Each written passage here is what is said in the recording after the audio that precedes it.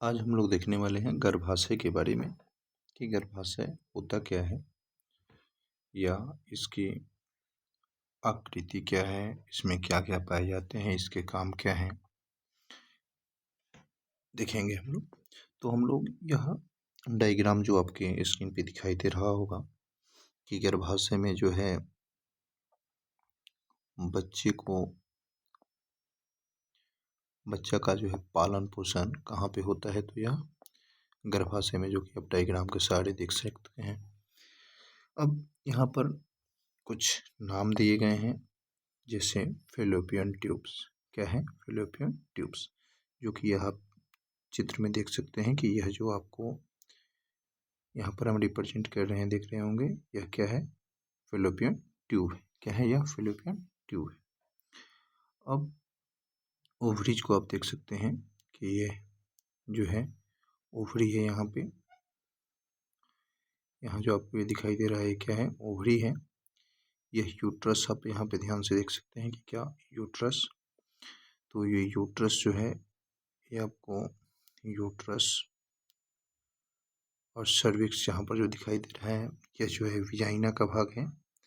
आप यहाँ पे देख सकते हैं कि ये विजाइना का जो है ये भाग है, और यहाँ पे वल्वा, यहाँ पे जो आप देख रहे हैं ये क्या है? वल्वा है।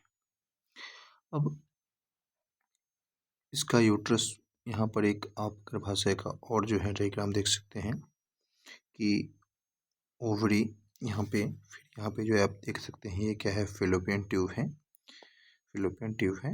ये यूट्रस का जो है बीच वाला जो भाग जो आप दिख रहे हैं यहाँ पे भी, यह बीच वाला जो भाग आपको दिखाई दे रहा है, ये क्या है?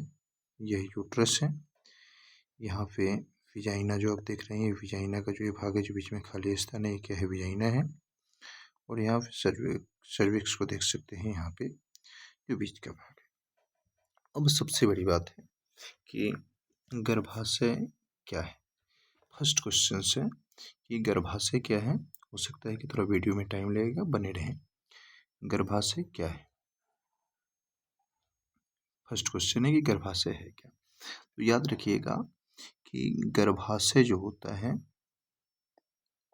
यहाँ पे ये जो गर्भाशय देख रहे हो, गर्भाशय यह महिला के प्रजनन का जो है प्रजनन तंत्र का एक मुख्य भाग है। क्या है? एक मुख्य भाग है। यह महिला प्रजनन तंत्र का एक मुख्य भाग है। अब यहाँ पे इम्पोर्टेंट एक बात और आ जाता है कि इसकी आकृति देता है। तो ये आपको याद रखना है कि यह नाशपाती के आकार का होता है। किस आकार का होगा? तो नाशपाती के आकार का। किस आकार का होगा? नाशपाती के आकार का। गर्भाशय के दौरान जो है निषेचन अंडाणु यहीं पर स्थापित होते हैं। जब गर्भाशय के दौरान जो है, याद रखिएगा कि गर्भाशय के दौरान निषेचित अंडाणु, जो निषेचित अंडाणु है, निषेचित अंडाणु यहीं जो है क्या होंगे? तो स्थापित होंगे, यहीं स्थापित होंगे। अब निषेचन के बाद में जो अंडाणु होगा वो कहाँ पे? यहीं पे स्थापित होगा, और जन्म तक शिशु का विकास यहीं होगा। और याद रखेंगे कि शिशु का विकास जो है जन्म तक यहीं पर होगा। ठीक है? शिशु का जो विकास है वो जन्म तक कहाँ पे होगा? तो यहीं पे होगा। एक बात और, यह आपके मासिक धर्म चक्र के लिए भी जिम्मेवार है। इसको भी नोट करेंगे। यह जो है, यह आपके मासिक, क्या है? मासिक धर्म चक्र के लिए भी जिम्मेवार है। इसे आप नोट कर सकते हैं। सभी को जो आप देख रहे हैं इसे आप क्या कर सकते हैं, आराम आराम से इसे आप नोट कर सकते हैं। ठीक है। अब दूसरी बात आती है कि इसका काम जो है, इसका मुख्य कार्य क्या है। अगर इसका हम लोग देखें तो अगर इसकी हम बात करें तो इसका कार्य क्या है, यानी कि इसके जब हम कार्य की जब जिक्र करेंगे तो इसका कार्य जब हम लोग देखेंगे तो इसका कार्य जो है, यह कार्य क्या है। ठीक है। अब देखेंगे यह आपका गर्भाशय आपके प्रजनन, स्वास्थ्य और कार्य प्रणाली में महत्वपूर्ण भूमिका निभाता है। तो फर्स्ट हम बात देख रहे हैं इसमें कि प्रथम जो बात है यह आएगा आपका गर्भावस्था। क्या आएगा आपका गर्भावस्था। जो आप गर्भावस्था देख रहे हैं, गर्भावस्था के दौरान यह आपके गर्भाशय में शिशु के विकास के लिए फैला होता है। यह इसमें क्या होगा, शिशु के विकास के लिए इसका जो है क्या होगा, फैलाव। शिशु के विकास के लिए इसका क्या होगा, फैलाव होगा। शिशु को योनि से बाहर निकलने में मदद करने के लिए इसमें संकुचन भी होगा। यानी कि और एक बात याद रखिए, योनि से शिशु को बाहर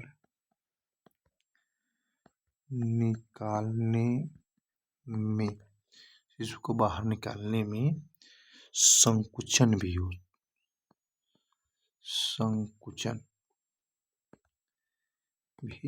होगा। क्या होगा, संकुचन भी होगा। ठीक है। अब प्रजनन सप्ताह, तो यह अब दूसरा हम लोग पॉइंट पे जब आएंगे तो दूसरा पॉइंट जो होगा यह याद रखना है कि दूसरा पॉइंट क्या है, तो प्रजनन क्षमता। ठीक है। तो यहाँ पे हम लोग लिखेंगे प्रजनन क्षमता। क्या है, प्रजनन क्षमता। प्रजनन क्षमता में इसका क्या योगदान है, तो याद रखेंगे कि गर्भाधान, याद रखेंगे कि क्या होगा, गर्भाधान के दौरान क्या होगा, गर्भाधान के दौरान निषेचित जो आपका निषेचित जो होगा, कौन होगा निषेचित, तो निषेचित अंडाणु। क्या होगा आपका, निषेचित अंडाणु गर्भाशय में स्थापित होता है। गर्भाशय में जो होगा क्या होगा, स्थापित होगा और यहीं पर आपका शिशु का विकास होगा।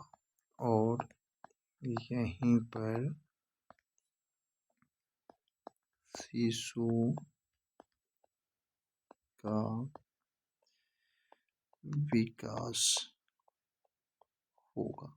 ठीक है। यहीं पर क्या होगा, शिशु का विकास होगा। चलिए अब तीसरा पॉइंट एक और है इसमें, आप इसको नोट कर सकते हैं कि मासिक धर्म चक्र। क्या होगा, मासिक धर्म चक्र। अब इसमें देखेंगे कि क्या हो सकता है, तो मासिक धर्म चक्र हम लोग देख सकते हैं कि क्या होगा, दिया है यह जो है गर्भाशय की परत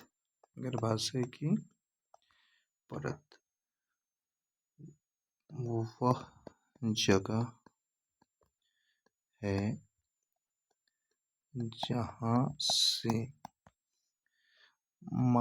जहाँ से याद रखेंगे कि मासिक धर्म के दौरान क्या होगा, मासिक धर्म के दौरान रक्त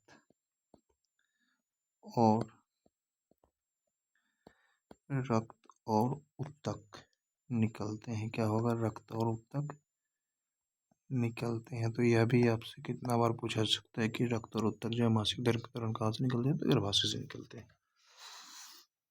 अब एक बात और याद रखना है कि जब हम इसके बारे में और जानेंगे तो इसकी रचना यह कैसी दिखती है, इसका हम कह सकते हैं कि अगर आपका याद रखें कि गर्भाशय जो है कैसा दिखता है,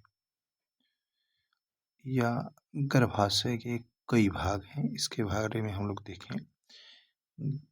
चलिए हम लोग देखते हैं अभी गर्भाशय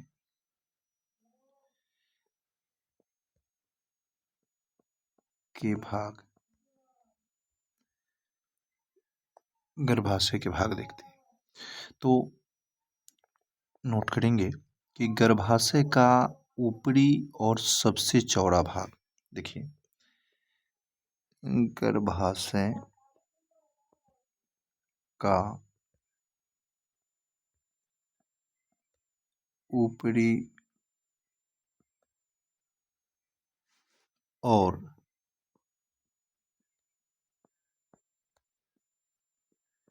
सबसे चौड़ा भाग, जिसे याद रखेंगे, जिसे क्या कहते हैं हम लोग, तो फंडस, क्या बोलते हैं इसे हम लोग, फंडस। चलिए इसे हम लोग फिर से यूज करते हैं, इसे हम लोग कहते हैं फंडस कहते हैं। याद रखेंगे क्या कहते हैं इसे हम लोग, फंडस कहते हैं। ठीक है, याद रखिएगा फेलोपियन ट्यूब से जुड़ा होता है। ये किससे जुड़ा होगा, तो फेलोपियन ट्यूब, फेलोपियन ट्यूब से जुड़ा होता है, फेलोपियन ट्यूब से जुड़ा होता है। अब आइए दूसरा भाग पे हम लोग देखेंगे, तो दिया है गर्भाशय का मुख्य भाग। याद रखेंगे कि यह जो है गर्भाशय का मुख्य भाग है। क्या है, गर्भाशय का मुख्य भाग है। ये गर्भाशय के द्वारा निषेचित अंडाणु यहीं पर स्थापित होते हैं। ठीक है, तीसरा हम लोग देखते हैं इस्थमस। इस्थमस क्या है, इस्थमस। ठीक है, इस्थमस में देखते हैं गर्भाशय का वह हिस्सा, या याद रखेंगे कि गर्भाशय का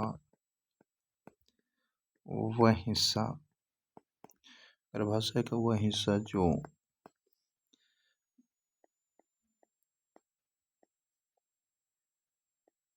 गर्भाशय के मुख्य भाग और गर्भाशय के मुख्य भाग और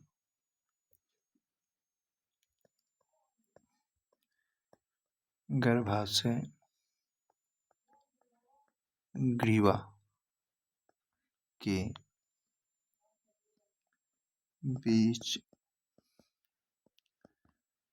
स्थित होता है, गर्भाशय ग्रीवा के बीच स्थित होता है। यहीं से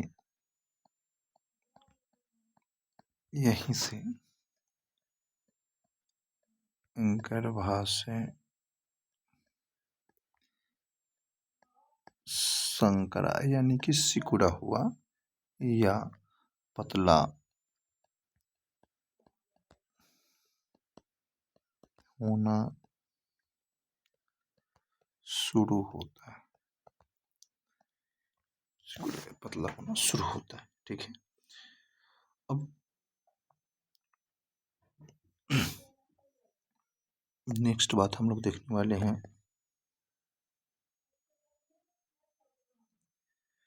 गर्भाशय। अब हम लोग देखने वाले हैं ग्रीवा। गर्भाशय ग्रीवा को हम देखेंगे, गर्भाशय ग्रीवा क्या है। यह है आपके गर्भाशय आपके गर्भाशय का सबसे निचला हिस्सा है। क्या है? सबसे निचला हिस्सा है। सबसे निचला हिस्सा जो कि आपकी गर्भाशय ग्रीवा योनि से जुड़ी होती है। योनि से जुड़ी होती है। ठीक है। अब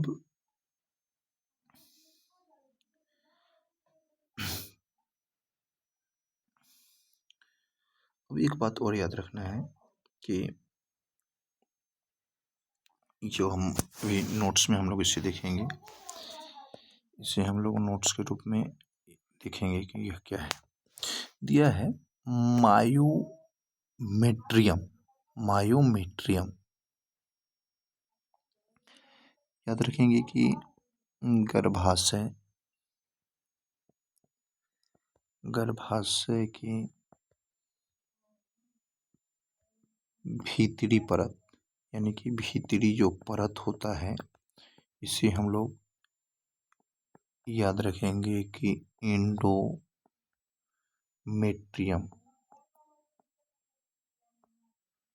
एंडोमेट्रियम। ठीक है। गर्भाशय की भीतरी परत है। जो मासिक धर्म के दौरान गर्भाशय की यह परत झड़ जाती है। क्या होती है? झड़ जाती है। अब यह हम लोग देख लिए कि तो यह आपका था गर्भाशय, जिसे हम लोग देखे हैं। ठीक है। ऐसी वीडियो देखने के लिए जो है लाइक और सब्सक्राइब करना ना भूलें।